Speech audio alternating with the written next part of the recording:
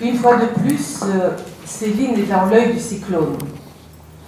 Les confusions de la politique culturelle qui l'ont d'abord programmée, ensuite déprogrammée dans la célébration du patrimoine, ces confusions ont braqué le projecteur sur le scandale, mais ils ont aussi invité chacun de nous à chercher plus de lumière sur l'événement Céline.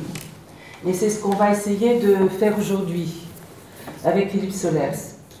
L'événement Céline qui sollicite la lecture, qui sollicite l'interprétation et qui nous fait comprendre que cette interprétation peine à cerner l'importance du phénomène. On le voit dans le discours universitaire qui se retire prudemment ou qui s'essouffle dans la paraphrase ou dans la biographie. Ici, à Paris Diderot, depuis plusieurs années, nous essayons d'aller plus loin. Avec notre ami Henri Godard, qui parlera la semaine prochaine et qui est l'éditeur de la Pléiade, avec ce que j'essaye de faire depuis quelques années déjà, en sollicitant l'histoire, jusqu'à l'histoire des religions, l'analyse, la linguistique, la stylistique, etc. Et en prenant le risque de trop compliquer les choses et de rater l'impact, la proximité de Céline. Et c'est pourquoi il me paraît indispensable d'inviter pour cette première conférence quelqu'un qui ne parle pas de Céline, mais qui parle à partir de ce nerf de la langue française qui est en contact direct avec l'émotion et qui fait l'énigme de la littérature, de l'expérience littéraire. Céline lui-même parle de ce contact avec l'émotion en disant que avant le commencement, avant le verbe, il y avait l'émotion. Et il la décrit comme un galop, d'où le rythme de sa phrase, de son récit, etc. Un galop qui l'oppose au trot de la dialectique et du bafouillage, comme il dit. C'est une émotion qu'il décrit également comme un voyage au bout de la nuit, comme une féerie pour une autre fois, comme un opéra du déluge. C'est cette émotion qui prend la forme de ce style si particulier, si dansant. C'est Céline le guerrier, Céline le combat, Céline le brutal, mais c'est aussi Céline la dentelle, Céline et les femmes, Céline la grâce. Je ne vais pas chercher très loin de moi pour trouver celui qui pouvait en parler. De ce lieu-là précisément où le nerf de la langue touche à l'émotion et à la capacité de nous la faire communiquer. Philippe Solers, donc l'auteur de plusieurs romans que vous connaissez, parmi lesquels Paradis, Femme et le dernier, Trésor d'amour, et aussi quelqu'un qui, dans la tradition des Lumières, ici nous connaissons beaucoup Diderot, Voltaire, a la capacité d'être en empathie avec les grandes expériences littéraires, tout en les élucidant. Les grandes expériences littéraires, mais aussi artistiques et philosophiques, Nietzsche, Pascal, Fragonard, Joyce et aussi Céline, et auxquels il a consacré plusieurs écrits, aussi bien sous forme d'études que dans ses romans, et qui sont recueillis dans ce livre que je vous recommande, qui s'appelle Céline, tout simplement, et que j'ai recommandé depuis le début à nos étudiants, parce qu'on trouve, je pense, à la fois l'essentiel de ce que Solers a dit sur le sujet, et l'essentiel peut-être pour une entrée immédiate et fulgurante dans ce génie qui nous défie. Alors, pour lui laisser la parole, je voulais d'abord le remercier d'être là. Je n'étais pas sûre qu'il vienne parce que, comme vous le connaissez, c'est quelqu'un qui n'est pas très complaisant avec l'académie d'où qu'elle vienne, qu'elle soit des Moulins ou de la Coupole, et je me disais que peut-être je n'avais pas beaucoup de chance, mais pour ce qu'il s'agit de Céline et dans le contexte d'aujourd'hui, il a très aimablement accepté d'être des nôtres, ce qui nous permet aussi de faire revivre le Centre Roland Barthes, l'école doctorale et peut-être l'université. Merci d'avoir accepté. Et je vais simplement, pour te donner la parole, citer deux phrases qui me paraissent faire écho au contexte d'aujourd'hui, sur lequel je ne m'en dirai pas trop, mais tu le diras. Tu dis ceci: je place Céline très haut. La campagne d'oblitération de Céline a échoué et il est désormais d'autant plus au Panthéon qu'on voulait l'empêcher d'y entrer. Et aussi ceci: le moment est donc venu de relire Céline de fond en comble. Ce qui ne nous empêche pas aussi de parler des pamphlets et de l'ensemble de la problématique qu'il soulève aujourd'hui. Mais en commençant par l'événement Céline. Merci de nous dire comment tu le lis. Mais c'est moi qui vous remercie tous et toutes, et qui remercie Julia Kristeva de sa proposition. Je dois dire que monter 8 étages met en jambes pour parler de Céline, et après un certain essoufflement tout à fait naturel, je vais quand même essayer de reprendre le rythme qui convient. Donc, la question, vous avez intitulé votre parcours « Lire Céline ». Et je voudrais faire entendre le mot « entendre ». Entendre Céline. Car, comme dit Voltaire, il y a beaucoup de gens qui ne lisent que des yeux. On ne sait pas toujours s'ils entendent ce qu'ils lisent. Entendre au sens aussi d'entendement. Par conséquent, le problème avec Céline, c'est ça, c'est que brusquement, la mutation technique du XXe siècle implique des transformations, des mutations dans la perception même du langage.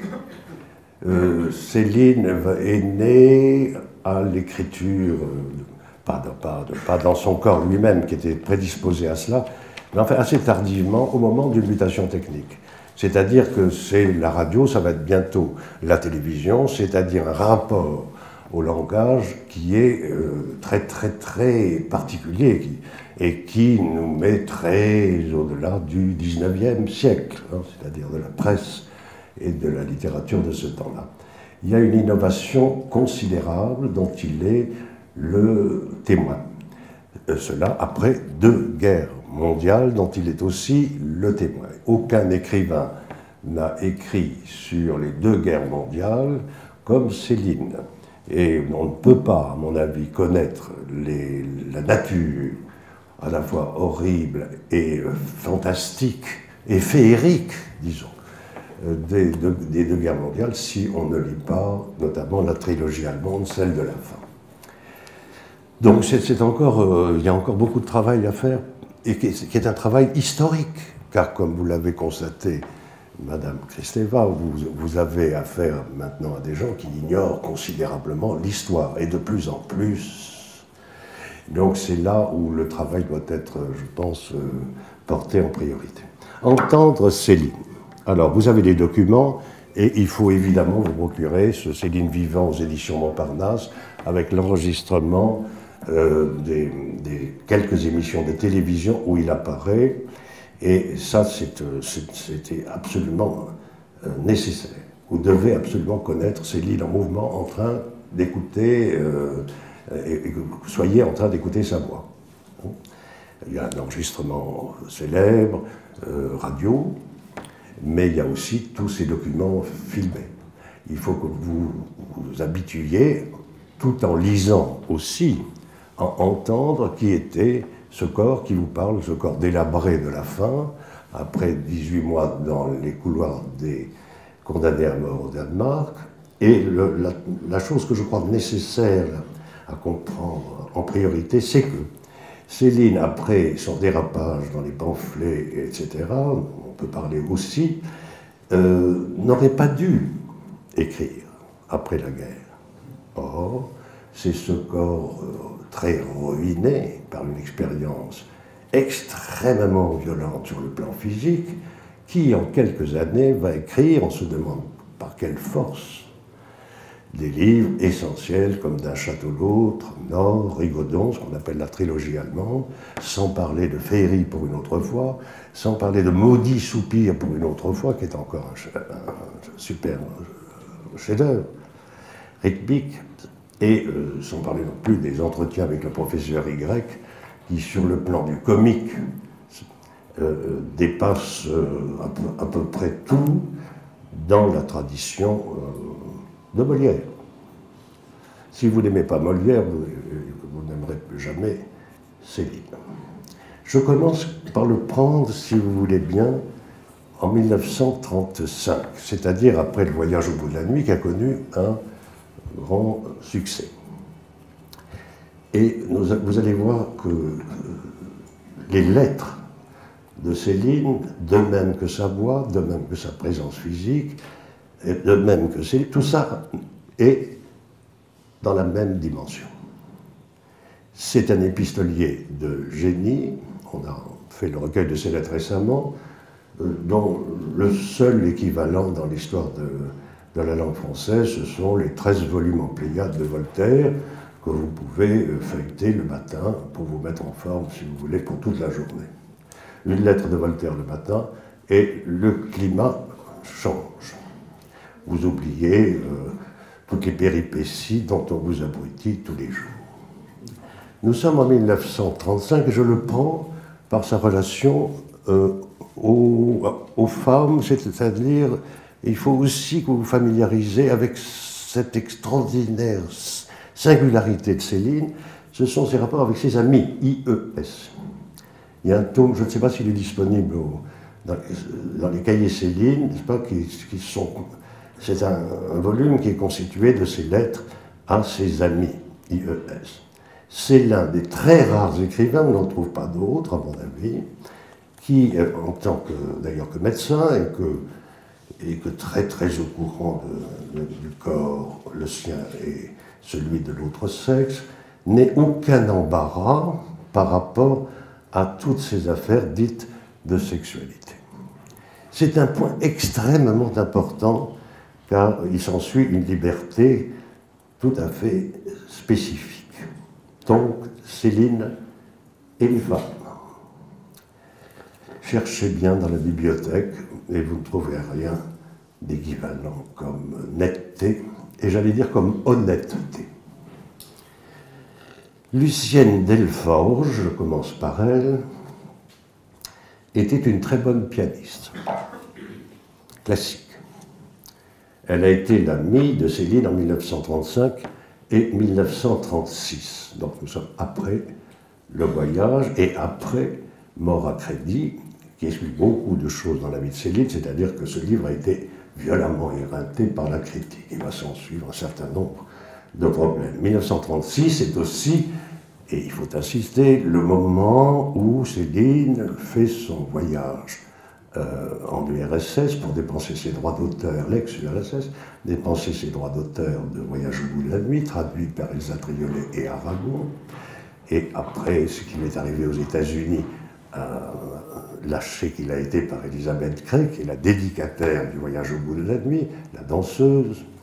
Donc tout ça c'est très très très mal passé, et on n'insistera jamais assez sur ce livre, ce petit pamphlet du retour de l'ex-Union soviétique. En somme, il est allé voir, peut-être qu'après tout, il pourrait y avoir un renouvellement de l'horizon humain. Et il est rentré avec un très violent pamphlet qui s'appelle Mea culpa. Le titre dit bien ce que ça veut dire. Et donc il aurait eu une illusion, et il s'en déprend violemment, et qui va le brouiller évidemment à mort avec tout ce qui était donc crypto-communiste ou communiste ou de gauche à cette époque. Donc il est là dans une situation de dissidence, de marginalisation complète. C'est beaucoup plus grave que le voyage en URSS d'André Gide et que retouche à mon voyage dans l'URSS d'André Gide, qui est courageux, certes, mais qui n'a pas la virulence du pamphlet de Céline. Et après 1936, donc Mea culpa, vous aurez Bagatelle en 1937, avant la guerre, donc, c'est-à-dire toute la dérive des pamphlets. Il découvre son talent de pamphlétaire, qui était sous-jacent d'ailleurs dans ses romans déjà. Alors voici ce qu'il écrit, comme ça, le 26 août 1935, à Lucienne Delforge, très bonne pianiste classique. Je vous dis, mon petit chéri, sois heureuse autant que possible à ta façon, selon ton rythme. Tu verras, tout passe, tout s'arrange, rien n'est essentiel, tout se remplace, sauf le pauvre refuge où tout se transpose et s'oublie. Fais attention aux artistes fainéants, ils sont légion, aux commentateurs gratuits. De ce côté, la brutalité est de règle absolue. Il faut écarter les frelons impérieusement, les imposteurs, les baisent toujours du compliment. L'artiste n'a que faire de ses fadasseries, de ces veuleries commerciales qui flétrissent et avilissent les mieux doués. Tout doit être brutal.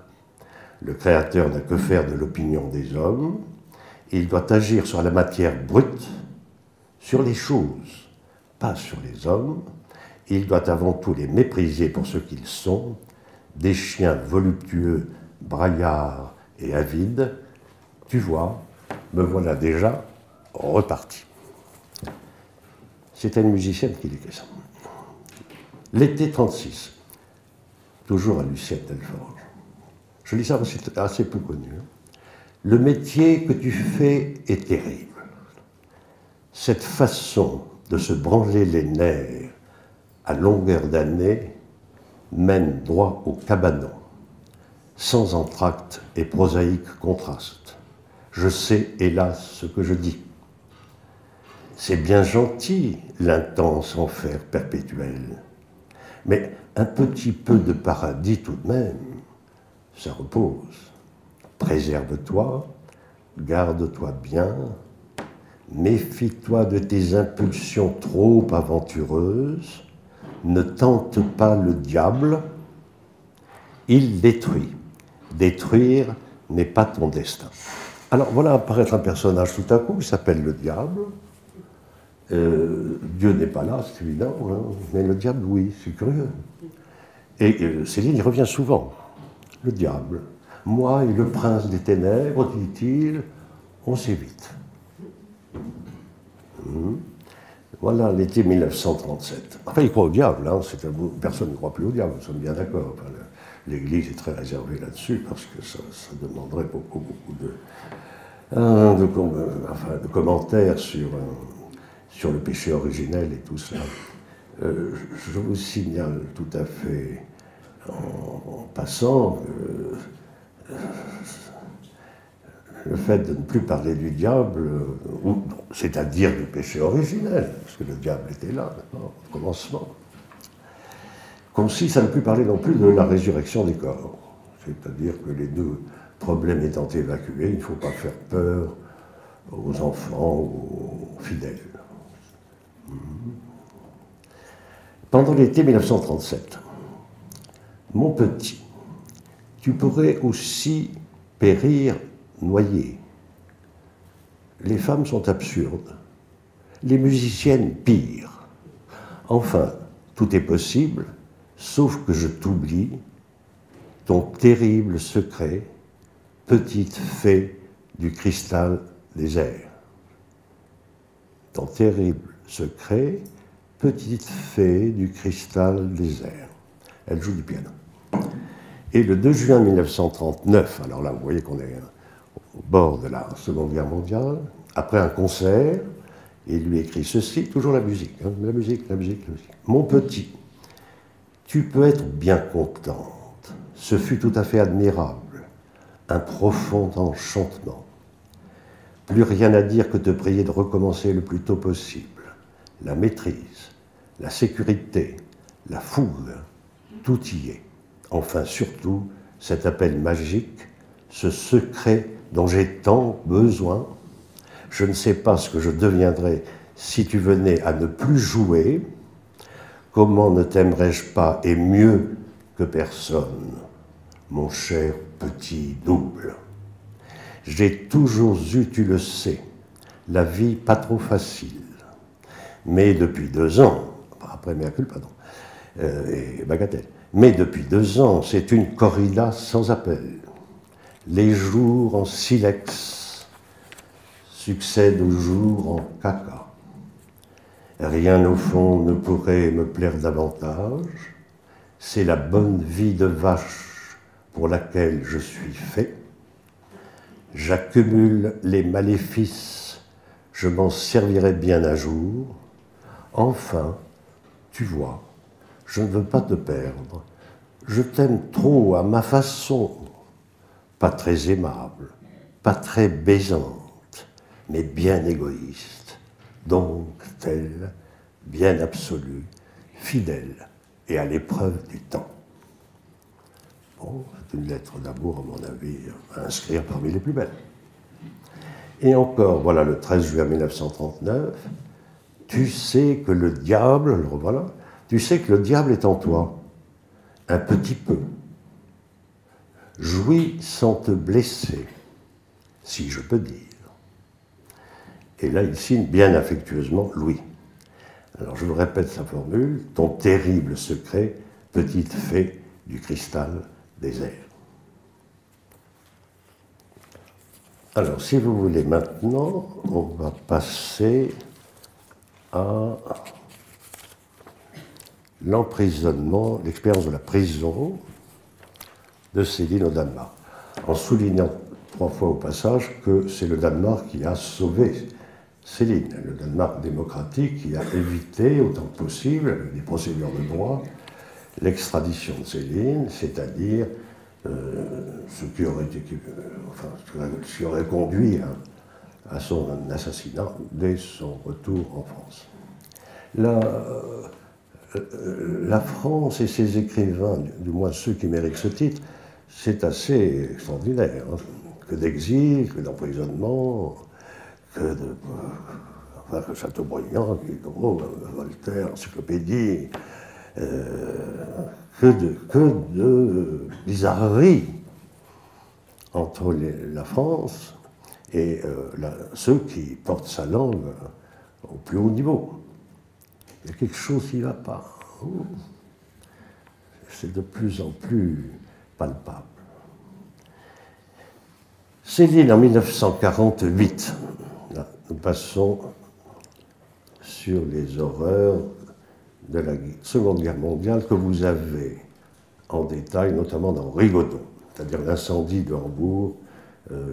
C'est un morceau absolument gigantesque de précision et d'émotion. Le rendu émotif. Au commencement, oui, c'est ça.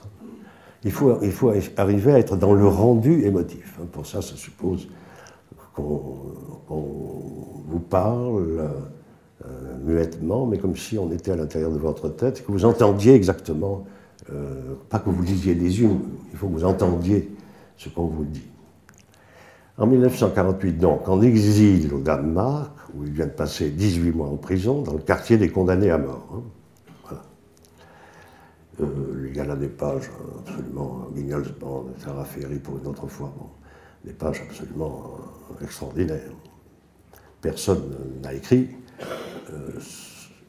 la vérité des quartiers des condamnés à mort, où ils s'attendent d'ailleurs pratiquement tous les jours à être conduits au bout de la cour qu'il a sous les yeux pour être fusillé. Puis alors il est évidemment manqué par les gardiens qui pensent qu'il va rentrer en France, il va être fusillé tout de suite.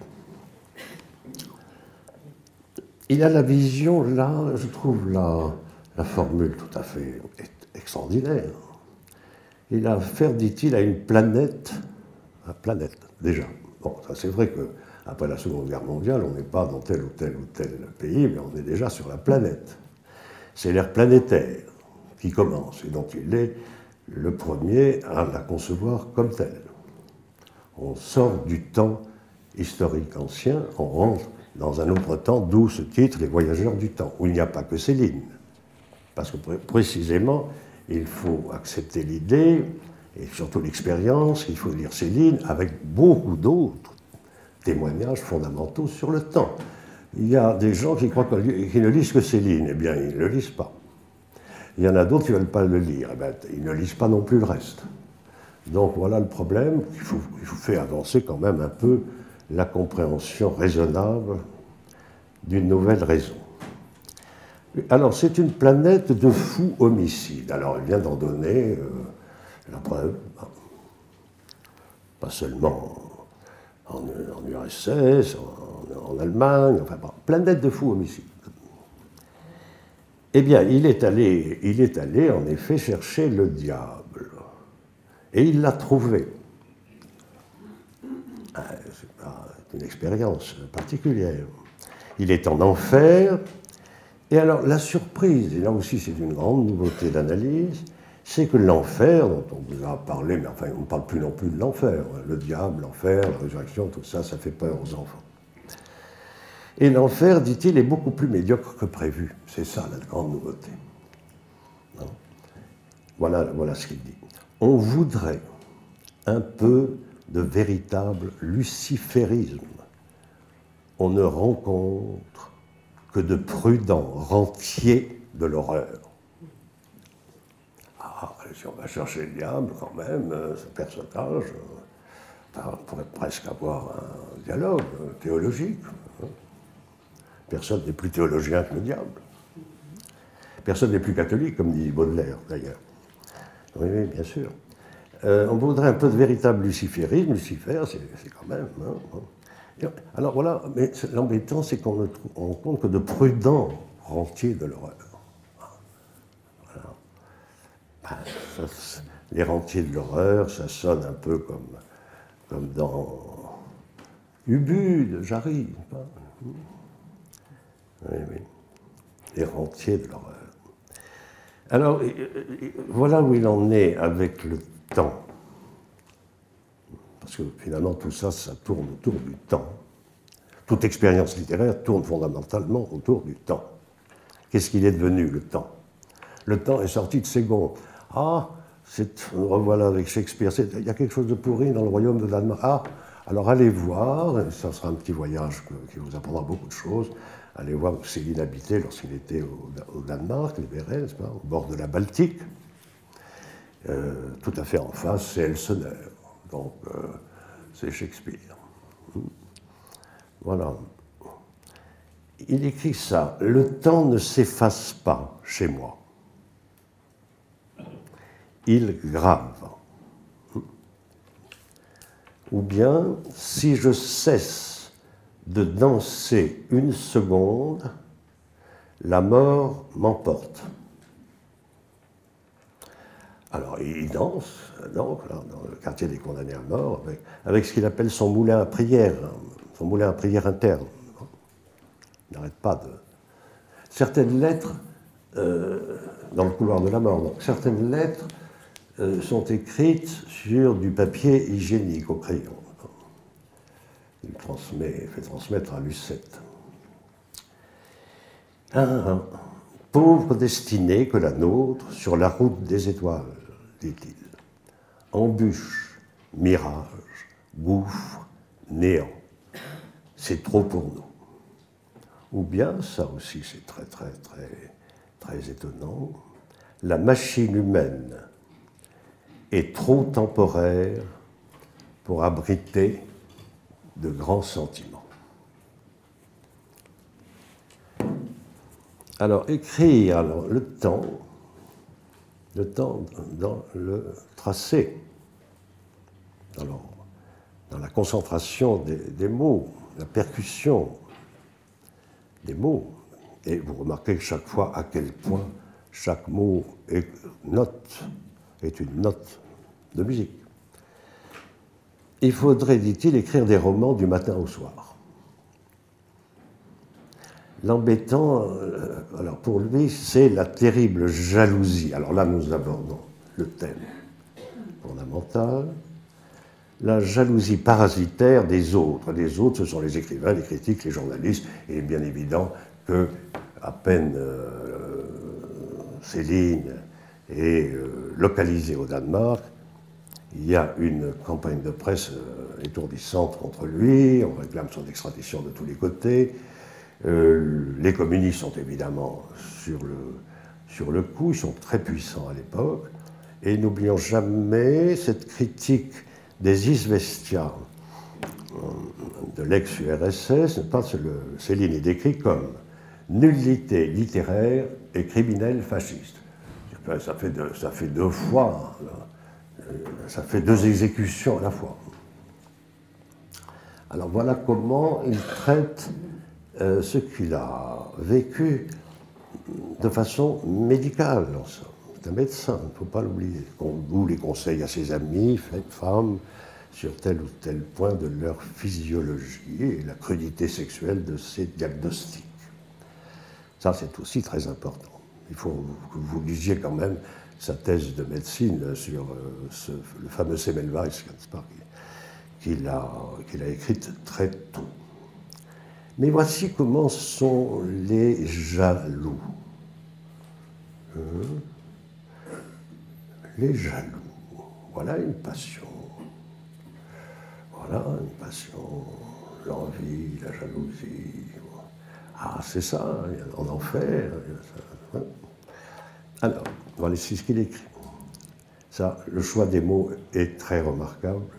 Je vais y revenir. Une méchanceté. Alors, figurez-vous que l'être humain n'est pas bon. Alors, ça, voilà encore une autre histoire. Il n'est pas bon.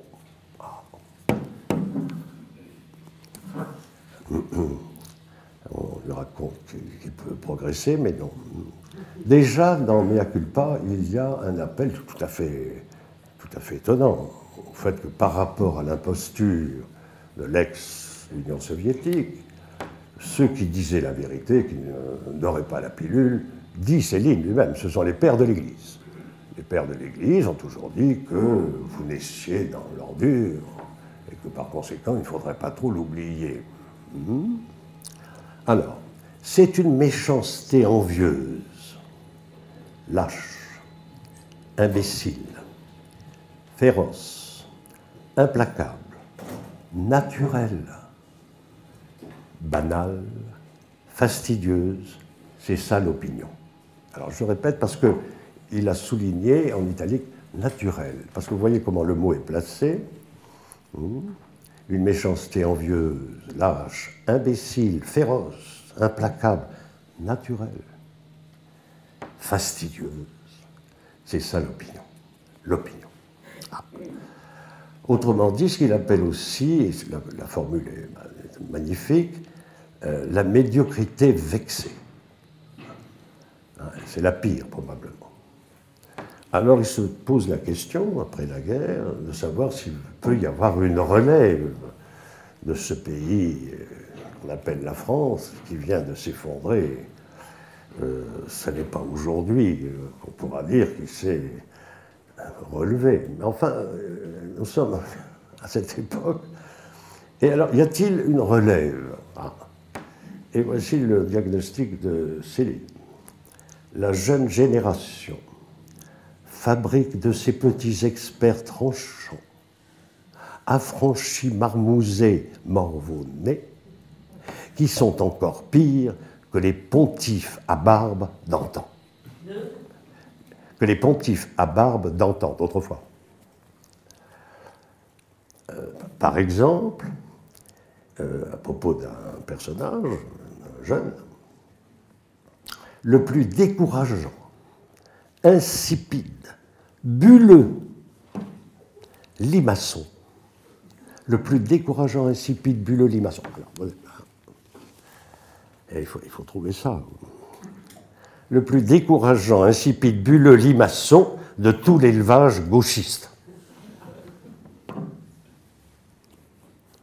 Il dit aussi, on ne me décourage pas facilement de révolutionner la littérature française, je veux, et va le faire, je veux, avant de crever, rendre encore 100 000 crapauds des lettres épileptiques, tétaniques. Nous sommes en 1949.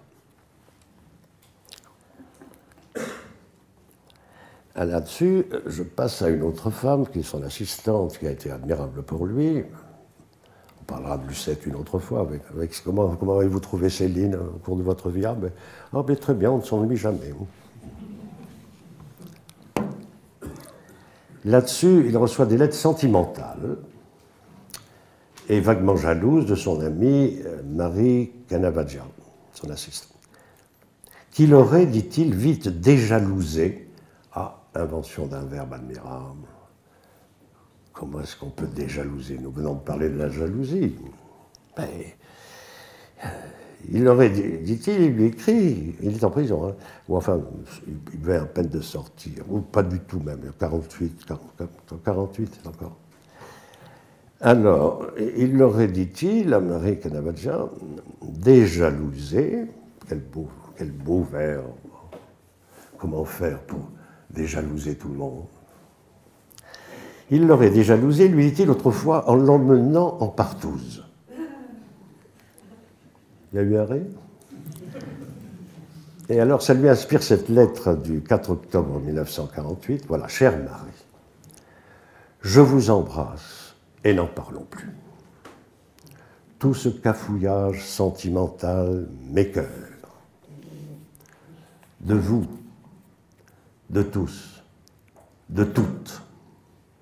Je n'ai qu'à en foutre, bon Dieu. Je voudrais vous voir dans ma peau et mon état si vous iriez perdre une seconde à ces balivernes. Une bite au cul, la belle affaire. Et bouffée depuis 5 ans du ciel. Et pourtant pas lourd. Et dans ce climat horrible. Et ne pas retomber en prison. Comme 2 ans de prison vous ferez du bien. Vous simplifierez une fois pour toutes. Vous guérirez de cette manie d'argussie et de mots et de mandoline. Ramassez toute cette brocaille. Que voulez-vous qu'un bagnard foute de votre guitare? Je vous aime bien, mais pas dans cet infernal babillage autour du cul, du cœur, enfin, de ce que vous voulez. Soyez simple et sérieuse. Vous n'avez jamais même pressenti l'horreur de l'état dans lequel nous nous trouvons. Nous nous trouvons, c'est Lucette et lui.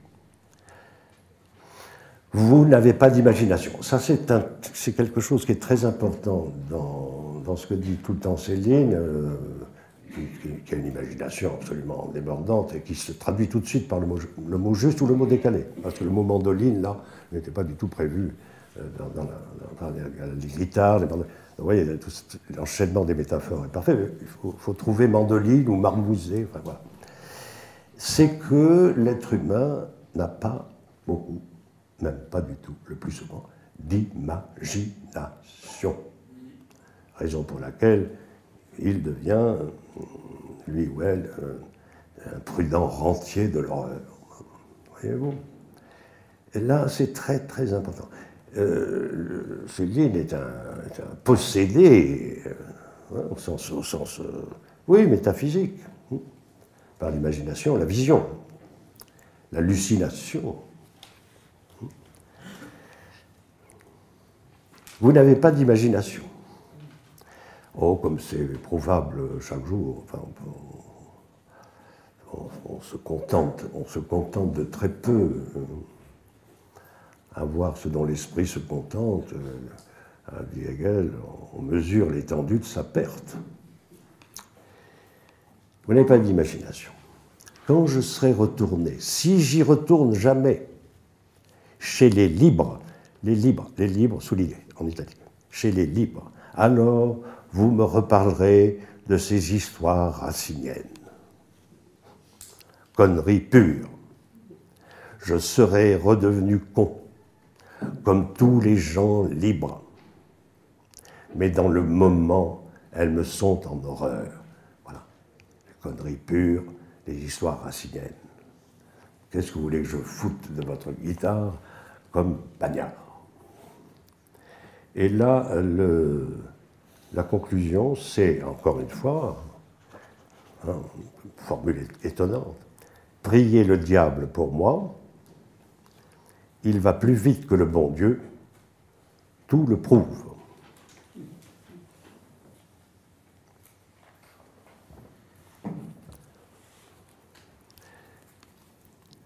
Et j'ajoute ceci pour contester le fait qu'il faudrait révolutionner la littérature française. Il l'a fait certainement. Mais ça, c'est ce que je voulais avancer comme pièce dans le temps, dans l'aventure du temps. Alors, aujourd'hui, il ne s'agit plus de littérature.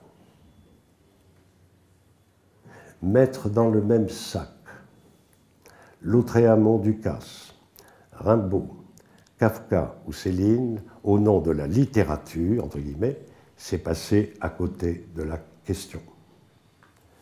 Ils disent tous la même chose. Le temps où il se trouve est trop court. Il faut l'ouvrir sur des siècles ou des millénaires, sinon le vieux jeu moisi misérable. Les romans s'accroupissent aux étalages, citation d'Isidore Ducasse, comte de Lautréamont, s'accroupissent aux étalages, alors que la bibliothèque tout entière veut être revisitée et retournée dans sa nervure métaphysique. Rien n'a jamais été dit comme il faut. Tout le monde roule vers le néant avec des cris plus ou moins joyeux, encore allusion à Ducasse, et poésie. Le premier qui s'arrête a raison, la hideuse grimace humaine est enfin visible sans que personne la voie. Seconde Guerre mondiale, charnier partout, massacre.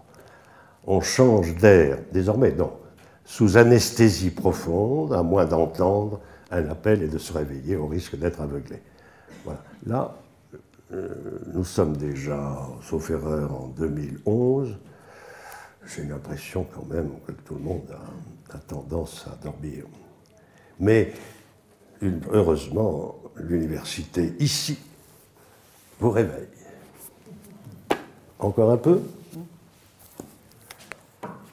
Toujours sur la façon de rythmer un pic. Il y a là-dedans un texte, parmi d'autres, qui s'appelle « Céline au clavier ».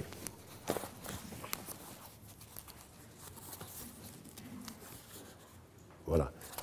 Ça, c'est dans un livre, oui, il faut absolument que vous procuriez ça, c'est Maudit soupir pour une autre fois. Au passage, les titres de ces lignes sont tous plus étonnants les uns que les autres. Ce sont chaque fois des trouvailles de phrases. Voyage au bout de la nuit, mort à crédit, mea culpa, bagatelle pour un massacre, hélas, mais comme ça. L'école des cadavres, c'est pas mal non plus. Ça, c'est l'école des femmes de Molière. Enfin, Molière est devenu l'école des cadavres. Bon, et Vaudra, si vous voulez, c'est moins bon, si on peut passer. Mais alors, bien sûr, d'un château l'autre, Nord, Rigaudon, avec sa double signification de danse et de tir groupé. C'est faire un Rigaudon, ça. On est avec une Kalachnikov, par exemple. Alors, voilà ce qu'il dit dans Maudit soupir, et il vous dit comment il travaille. Il veut préserver ses brouillons. Vous êtes là dans quelqu'un qui fait tout à la main. Tutto fatto alla mano. La bataille pour les manuscrits a pris, dans le temps, une nouvelle dimension. Vous pourrez peut-être vous procurer le Parménide de Heidegger, où il est longuement question du problème du manuscrit avec l'apparition de la technique, la machine à écrire, et puis depuis on a vu bien mieux, c'est-à-dire de la disparition de la main qui entrave en quelque sorte la dimension fondamentale de la parole. Les manuscrits valent de plus en plus cher, pas tous, c'est là où l'argent ou le diable intervient. J'ai raconté déjà que j'ai assisté à la vente, à l'arrivée du manuscrit L'histoire de ma vie de Casanova au Palais Royal. Le manuscrit était là, écrit en français, d'une fine écriture noire, 13 heures par jour. Il était là, enfin, en français.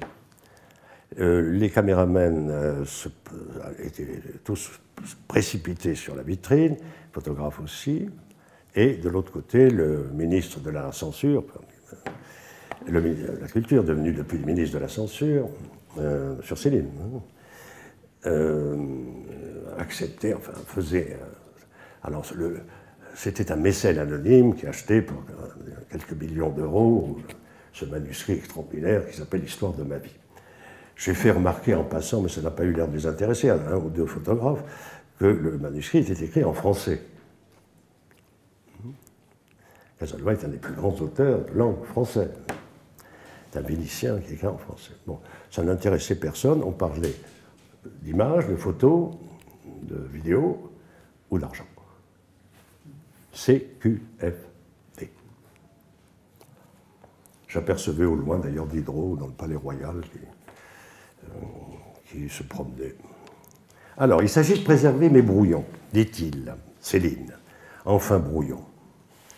Mieux, des rendus. Des rendus. Ça, c'est un terme aussi de peinture, des rendus. C'est pas...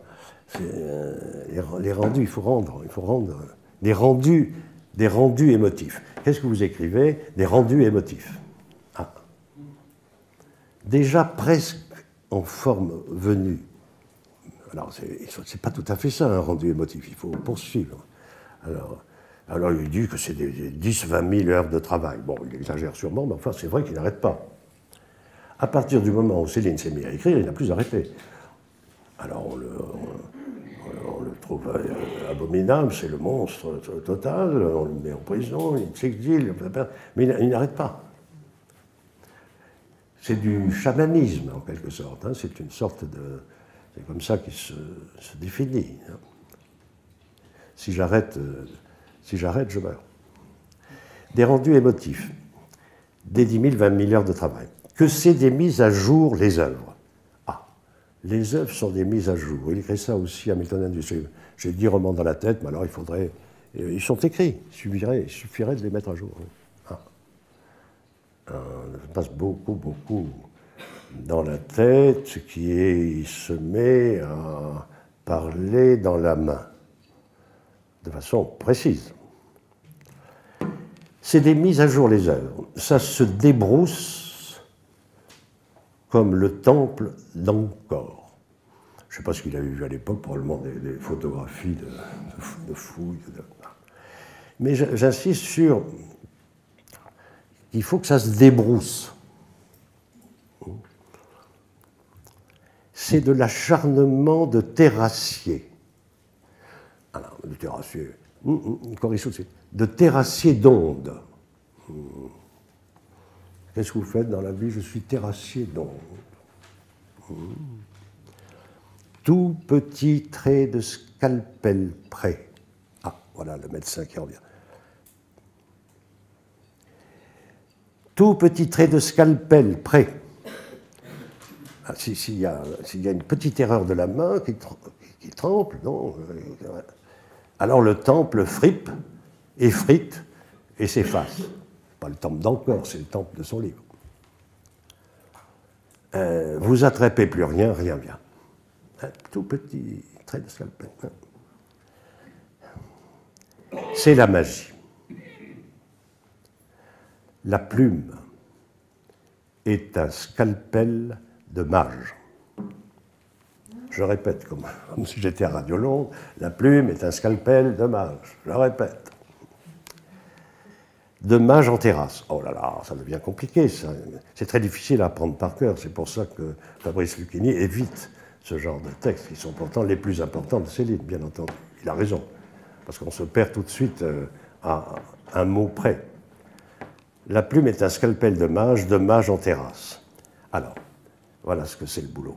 Tout est enfoui dans l'atmosphère. Bon. Faut fouiller plan par plan. Souffler, aussi doucement.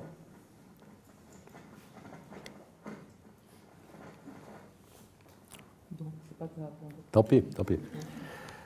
On continue la sérénade, hein? Bon.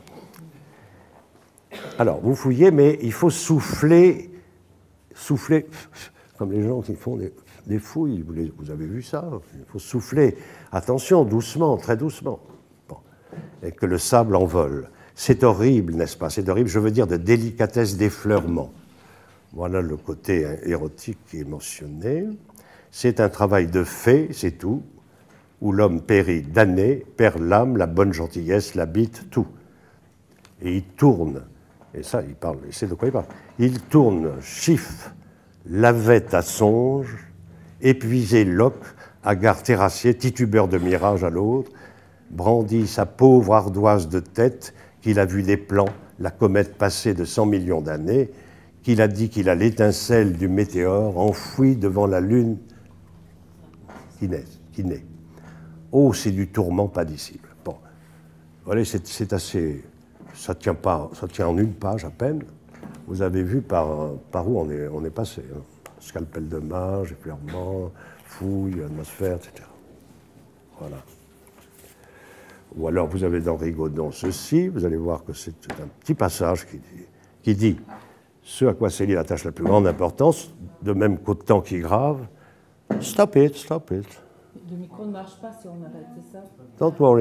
Don't worry, darling. C'est bon, finito. Laissez-moi finir.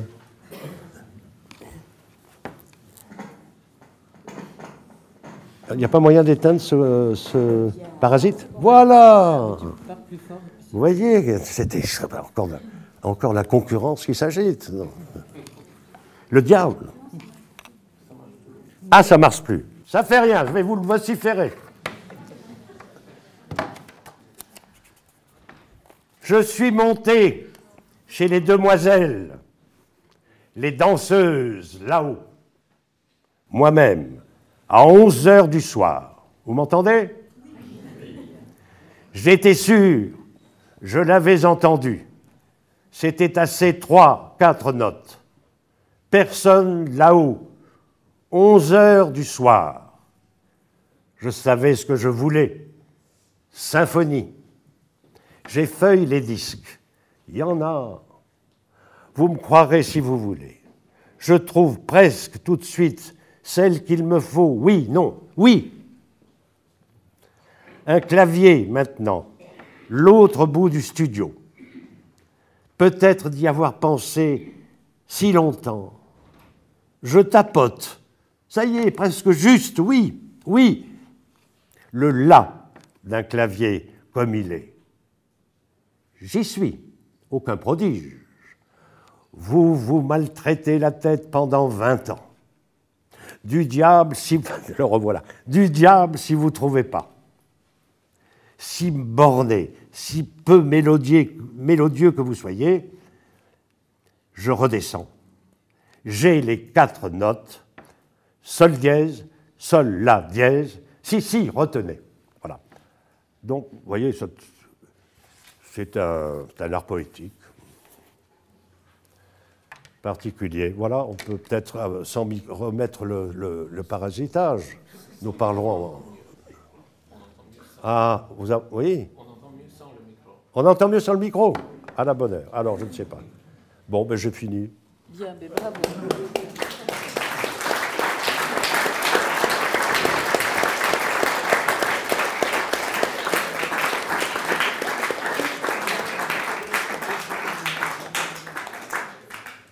Merci beaucoup. C'est pas ce que les médias nous racontent. Lecture, je dirais, qui est plus que conférence, parce que ce n'est pas une conférence académique, mais c'est une manière de nous plonger dans le texte. Et c'est ça qu'on avait envie d'entendre. En tout cas, c'était notre intention, qui a quand même un projet, on va dire, pédagogique et philosophique, c'est-à-dire d'abord de s'inscrire en faux contre les éléments de langage. C'est mon dada, on ne parle de tout en éléments de langage, c'est plus ou moins bien, mais quand il s'agit de Céline, c'est désastreux. Parce qu'on nous écarte justement de ce métier de terrassier d'ondes dont tu nous as parlé, et on essaye de réapprendre à lire sans imaginer des spectres et des images et un film, mais en entrant dans la chair de la langue et dans sa musique qui traduit de l'émotion.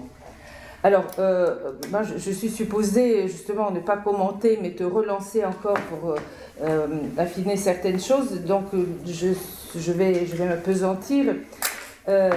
pour relancer d'abord ton retour à la parole et les questions éventuellement de la salle. Alors, je vais retenir deux thèmes de ce que tu nous as lu. Céline, l'amoureux. C'est une image qu'on n'a pas de lui, c'est pas ce que les médias nous racontent et c'est pas ce que l'université même donne de son expérience d'homme d'une grande finesse par rapport à tout ce qui concerne le rapport au corps féminin. Et la correspondance avec Lucienne Delforge, cette formidable musicienne, est tout à fait significative à cet égard. Mais quand même, bon, je fais semblant de faire du contrepoint pour que tu rebondisses, on trouve chez Céline amoureux, il n'y a pas celui-là, hein, après on parlera du possédé, il y a sur les femmes, ceci, dans une lettre à Indus, elles sont rares les femmes qui ne sont pas essentiellement vaches ou boniches. Alors elles sont sorcières ou fées. Voilà. Bon, si tu ah, ça c'est magnifique. C'est magnifique. Oui. Et puis surtout, on pourrait dire ça des hommes aussi. Hein. Ah, oui, mais il le dit des femmes, c'est quand même différent. Et aussi cette citation que j'ai cherchée la semaine dernière et que j'ai trouvée, mais tu vas la lire mieux que moi, l'image de Molly, le Molly dans Le Voyage, bonne, admirable Molly. Oui. Alors, est-ce que... Moi, j'ai toujours pensé que... Ou Sophie aussi dans Le Voyage. Oui. Bon, prenons déjà celle-là. Prenons celle-là. Tu veux la lire? Moi, je veux Parce bien, que c'est... En plus, je pense toujours à Molly de Joyce. Mais non, lis-la, toi. Non, mais bon, tu liras mieux. Oh, non. Bonne, oui, nous sommes... Voilà, tu nous dis quelque chose sur cette image de troubadour des femmes, mais un troubadour infernal. Enfin, c'est... Oui. Bon. Comme les bons troubadours. Voilà. Oh, sinon, c'est de l'eau de rose. Voilà. Bonne, admirable Molly. Je veux, si elle peut encore me lire. C'est Isabelle Gregg, je crois que c'est elle que ça s'adresse. Ah, l'histoire grecque, alors on peut rester. Bonne, admirable Molly, je veux, si elle peut encore me lire, d'un endroit que je ne connais pas, qu'elle sache bien que je n'ai pas changé pour elle, que je l'aime encore et toujours, à ma manière, qu'elle peut venir ici quand elle voudra partager mon pain et ma furtive destinée. Si elle n'est plus belle, eh bien, tant pis. Nous nous arrangerons. J'ai gardé tant de beauté d'elle en moi, si chaude, que j'en ai bien pour tous les deux, et pour au moins 20 ans encore, le temps d'en finir. Ah oui, c'est... Alors, oui, il y a une anthologie à faire. Ça, c'est Molly. Il a pris le nom de Molly à Joyce, bien entendu. Bon, petit larcin. Amusant. Il y a aussi le personnage de Sophie, qui est physiquement... Il y a Virginie aussi. Il y a Virginie à Londres, dans Guinness. Voilà. Alors là, c'est la jeune fille. Il y a à peu près tous les personnages féminins sont très différents. Hein. Ils ont en commun de plus en plus d'être axés sur la physiologie, la danse. Voilà. C'est-à-dire là, Lucette, sa femme, c'est-à-dire les jambes. Oui. Pour lui, c'est ça. Alors, et ça, c'est très intéressant parce qu'il ne supporte plus que des corps en mouvement et en danse. Alors, est-ce que ce n'est pas aussi une manière, à travers ce corps dansant, de parler de la langue française telle qu'il la vit? De son style lui-même, voilà, oui. Ce que tu appelais tout à l'heure avec lui le terrassier d'ondes, le scalpel, la vibration de l'émotion. Bien sûr. Moi, à chaque fois quand je lis ces images, évidemment pour ne pas rester dans l'image, j'entends dans ces corps féminins comme s'il parlait de sa manière d'habiter la langue française. Bien sûr. D'où une autre question. Il y a cette phrase tout à fait troublante et qui sonne aujourd'hui de manière assez polémique dans le contexte préélectoral. La langue française est royale, rien que de foutu baragouin tout autour. Il n'y a que foutu baragouin tout autour. Voilà. Bon, là, il attaque directement, et c'est quelque chose qui s'est aggravé depuis, ce qu'il appelle le traduit du. Bon, c'est-à-dire les Américains, au fond, le traduit du. Oui, et puis... Je n'écris pas en traduit du, j'écris en... Voilà. Alors, et toi, tu reprends souvent cela, à ta façon, pour dire que ce génie qui consiste à toucher par le rythme de la langue, la musique de la langue, l'émotion, c'est sans doute universel, mais tout particulièrement réalisé dans une certaine littérature française. Pas seulement la littérature. Voilà, si tu peux développer ça, quelque chose, ça va jusqu'à Manet, ça passe par Sévigné, ça va jusqu'à Céline. Alors tu nous fais... Oh, Madame Christépin, oui.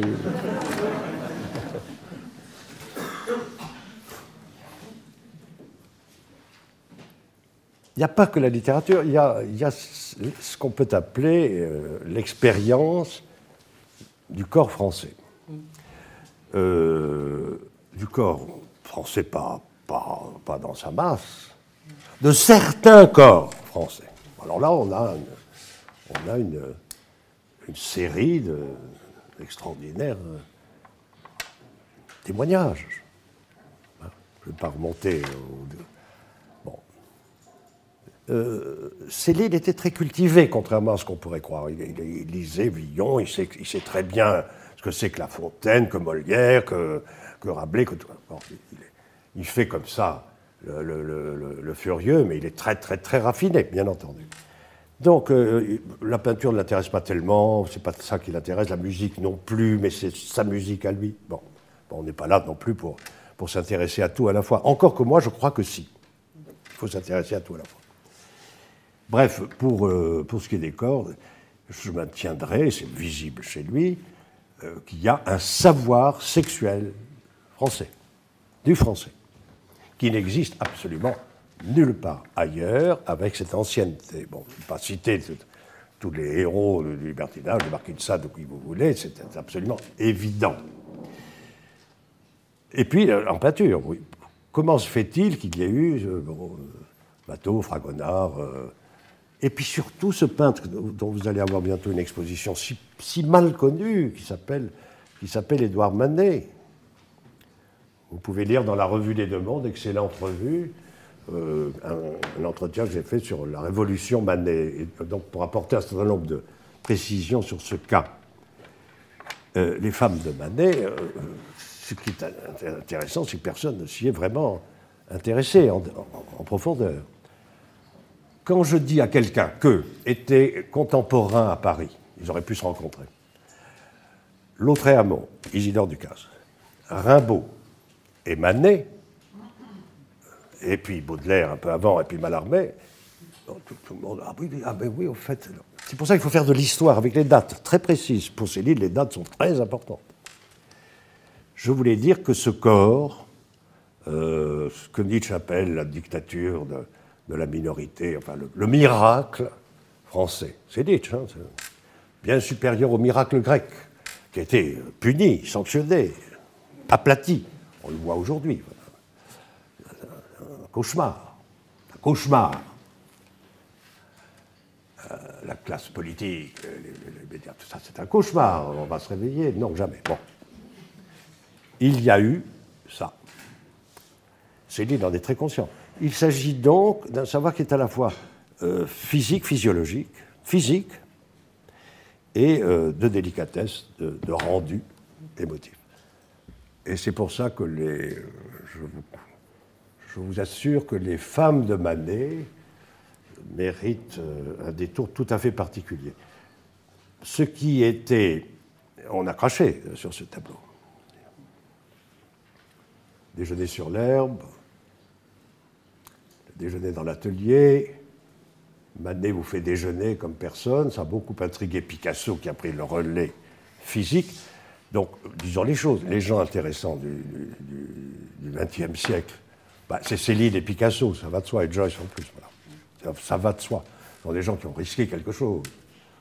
On n'est pas sous la coupole, et merci, à travers toi, merci au moulin. Voilà. Alors, donc cette affaire de toucher au rendu émotif par une connaissance des passions, par un déchaînement des passions de Diderot, Assad et ici. Alors, tu as pointé deux manières de les faire inscrire dans le temps, qui vont, ces deux manières, dans des directions qui peuvent paraître contradictoires, mais ce n'est pas contradictoire, c'est peut-être inévitable. La première, ça consiste à retourner la bibliothèque. Alors, tu l'as dit en passant, et je ne sais pas si tout le monde a entendu, que ta lecture très, très charnelle, très musicale, conduit à des propositions, on va dire, philosophiques, qui sont chez Céline et que tu as soulignées. Retourner la bibliothèque et retourner la métaphysique. C'est une espèce d'ambition nietzschéenne qui consiste à s'emparer du continent religieux, d'où le diable, et de voir comment la pulsion de mort, comme dit l'autre, nous tient. Alors ça, c'est quelque chose que Céline assume d'une certaine manière parce qu'il se met dans une position d'érasement radical, pas de loi, pas de morale. Les catholiques, les juifs, les francs-maçons, l'école, tout ça, out. Et là, il faut faire la métamorphose, le démantèlement. Et dans la mesure où ça se passe à travers le langage et l'émotion, il y a le risque. Et il le dit très nettement, tu l'as cité avec cette phrase terrible, cette façon de se branler les nerfs mène au cabanon. Oui, il sait ce qu'il dit. Là. Et le cabanon, c'est à la fois la folie et la prison. Oui. Donc, c'est la question du temps. Peut-être que tu peux t'arrêter. Le temps et le diable. Cette manière de défaire la langue comme message et de n'en garder que le rythme émotif, comme coup de poing contre toutes les moralines. Il appelle ça « je n'efface pas le temps, je le grave ». Et c'est grave. Le temps pour moi ne s'efface pas. Le temps pour moi ne s'efface pas. Il se grave. Attention, c'est le temps lui-même. D'accord, donc c'est encore plus désubjectivé. Oui, absolument. Donc comment tout ça comporte à la fois une dimension de transvaluation de la métaphysique et en même temps ce qu'on va appeler dans une vision plus plus kantienne le hors-histoire, c'est-à-dire conduire au pamphlet. C'est-à-dire... on n'est pas du tout hors histoire, là. Eh bien, on est en histoire en ceci que... on en parle encore dans l'histoire. On est dans une violence telle que ça ne tient pas compte des luttes, des valeurs, des bons et des méchants, etc. Voilà. Question. Oui. Une position absolue qui conduit à des erreurs historiques dans l'immédiat. Des erreurs... des erreurs, oui. Oui. Bon.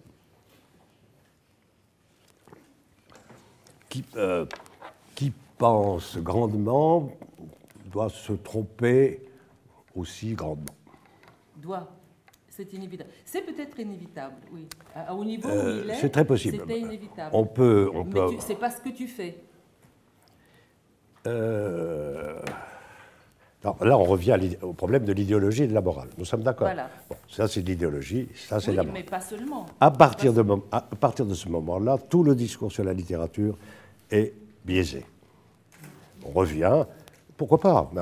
On n'est pas forcé de s'occuper de littérature, de poésie, de musique, de peinture, d'art, etc. Laissons tomber. Mais est-ce qu'on est forcé de faire non, mais laissons tomber. À partir du moment où quelqu'un, avant de s'exprimer, ce qu'il sent, ce qu'il perçoit, se demanderait si c'est bien correct, etc. On a connu des régimes très lourds de ce point de vue. Il y en a encore. Hein. Et puis, il y a une autre façon de procéder qui est de noyer le poisson dans une moraline généralisée. Hein, nous sommes d'accord. Donc, c'est la guerre. C'est la guerre. Le problème des pamphlets. Ah oui, ben alors on peut rester 3 siècles sur les pamphlets. Hein, donc dans 300 ans, on en reparlera. Donc pour l'instant, en effet, les gens le nom de Céline évoquent les pamphlets, voilà, qui ne l'ont pas lu, sauf le ministère de la Censure, le ministre de la Censure, qui a déclaré, en retirant Céline, des commémorations nationales où il n'aurait jamais dû être, parce que ce ministre est illettré. Mais les illettrés sont des censureurs. Autrement dit, il a dit qu'il avait lu en une nuit Bagatelle pour un massacre. Ce n'est pas vrai. On lui a souligné au feutre, en rouge, quelques phrases, et il s'est aussitôt... Ah, son sang n'a fait qu'un tour.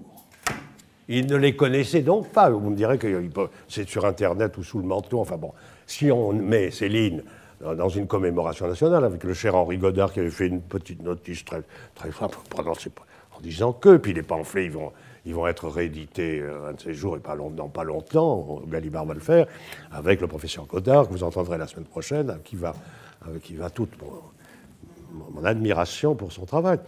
Donc ça sera réédité avec tout ce qu'il faut comme attendu historique. Or, histoire, non. C'est en plein dans l'histoire. Alors, plonger dans l'histoire à la façon de Céline, c'est plonger, évidemment, dans quelque chose qui est horrible. Il a l'horreur en soi, il ne se la dissimule pas. Donc, le cabanon, c'est comme quand Rimbaud... J'ai beaucoup déliré, il dit. Oui, Freud aussi, oui, il a beaucoup déliré. Il a dit que Freud oui. délirait, mais lui mais le aussi. délire... Mais attends, la formule de Céline, quand il écrit, c'est « Vous ne pouvez pas savoir ce que c'est que de maintenir un délire en élan ». Alors, il faut évidemment éviter un délire extraordinairement composé. Il ne s'agit pas de... Moi, je reçois 10 à 15 lettres de fous et de folles toutes les semaines. Je vous assure que ce n'est pas un élan. Un élan. C'est un effondrement de la psychose, etc. Donc, la folie est évidemment... passons à Artaud, si vous voulez. Mais bon, la folie est en effet à l'horizon, tout le temps. Qui n'a pas peur de devenir fou ne dit rien d'intéressant. Enfin, pour moi. Donc c'est Rimbaud qui dit l'expérience de la folie, n'est-ce pas, la folie, celle qu'on enferme. Hein, c'est une saison d'enfer, en enfer le diable. Parlons du diable. Voilà, c'est-à-dire que la folie qu'on enferme, j'en fais l'expérience, dit Rimbaud lui-même, hein, je tiens le système. Extraordinaire formule. Ou alors, en effet, Isidore Ducasse aurait pu devenir fou après les chants de Maldoror, où la folie éclate somptueusement. Et qu'est-ce qu'il fait juste après? Ce dont personne n'a l'air de se soucier. Il retourne toute la bibliothèque, en effet, c'est le premier à le faire. Et qu'est-ce qu'il a sur sa table pour écrire poésie? Eh bien, tous les moralistes français. Il faut imaginer Isidore Ducasse, qui va mourir pendant le siège de Paris, hein, par les Prussiens, de faim probablement, en train de réécrire Pascal, Vauvenargues, voilà. Ça n'a pas l'air de frapper les gens. Moi, je trouve ça très, très, très étonnant. Quelqu'un qui s'installe avec la bibliothèque et qui la corrige. Ce que fait Céline, d'une certaine façon. Avant lui, c'est négligeable. Enfin, bon, avant lui, il a une cible, c'est Gide ou Proust, si vous voulez. Mais enfin, oui, Madame de Sévigné, une lettre de Madame de Sévigné pourrait faire bander un débardeur.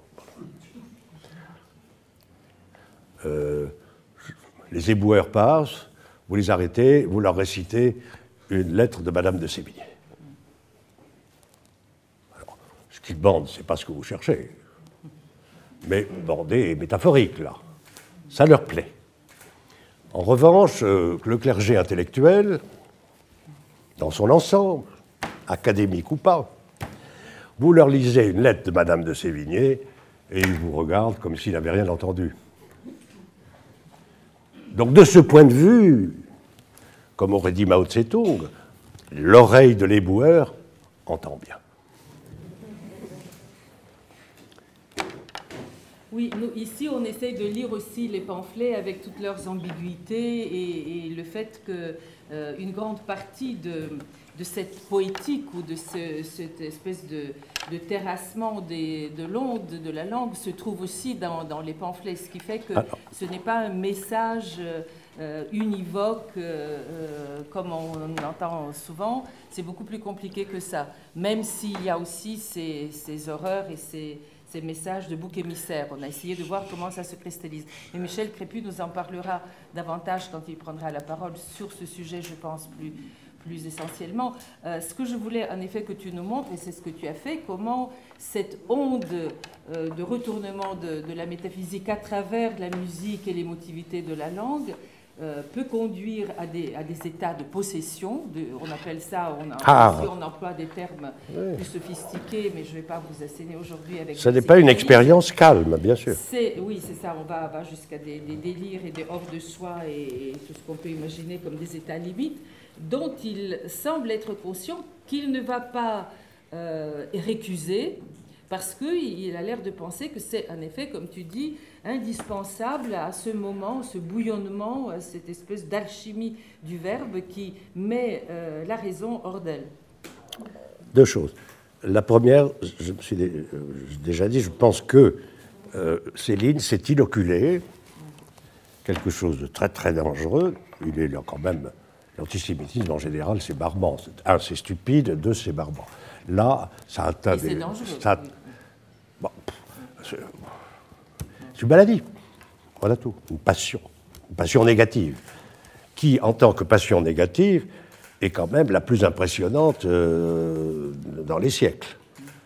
Je suis d'accord avec Ceronetti, je crois que je le cite dans sa préface, dans son texte sur Semmelweis, etc., quand il dit que le vrai défi pour Céline, c'est la Bible, tout simplement.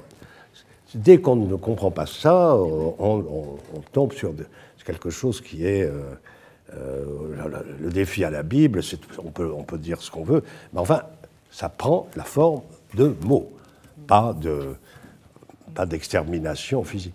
À écouter tout le monde, c'est comme si Céline dansait sur les chambres à gaz d'Auschwitz. Là, on peut reprendre le terme de jalousie. Il y a ceux qui le jalousent, mais lui, il a sa jalousie vis-à-vis de la Bible. C'est une concurrence. C'est sa grande concurrente. Il est mobilisé corps et âme. C'est une concurrence, la Bible, quand même. Oui, oui, qu'il ne s'en préoccupe pas. J'en suis beaucoup préoccupé dans le paradis.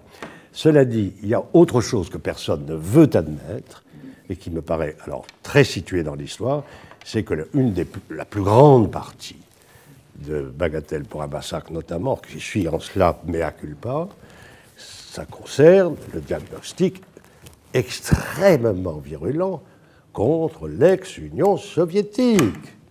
C'est de ça qu'est fait le secret hypocrite des détracteurs de Céline. C'est qu'ils ne veulent pas reconnaître, qu'ils veulent absolument sauver historiquement l'affaire Staline.